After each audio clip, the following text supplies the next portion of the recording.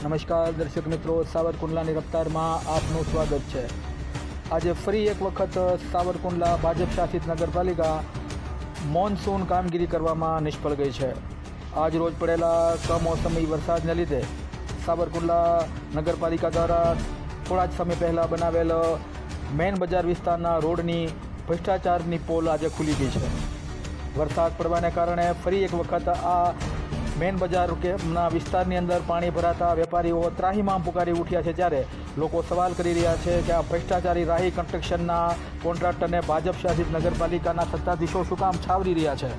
કારણ કે રોડ બની રહ્યો હતો ત્યારે જ વેપારીઓની અવારનવાર રજૂઆતો કરવા છતાં પણ આ ભ્રષ્ટાચારી કોન્ટ્રાક્ટર દ્વારા કોઈ પણ પ્રકારની રજૂઆત ધ્યાને ન લેવામાં આવતા માત્ર ને માત્ર ભ્રષ્ટાચાર કરવા માટે, પોતાના આર્થિક ફાયદા માટે આજે આ રોડ ઝડપથી બનાવી નાખવામાં આવેલ તેનું પરિણામ આજ રોજ જોવા મળી રહ્યું છે। ત્યારે લોકો સવાલ કરી રહ્યા છે આ માત્ર કમોસમી વરસાદને લીધે જો વેપારીઓ અને સાવરકુંડલાના નગરજનોને આટલી તકલીફ પડતી હોય તો આવનારા દિવસોમાં જ્યારે ચોમાસું શરૂ થશે ત્યારે સાવરકુંડલાના નગરજનો અને વેપારીઓને શું અહીંયા સ્વિમિંગ પુલમાં નાહવું પડશે તેવો સવાલ સાવરકુંડલાની જનતા કરી રહી છે।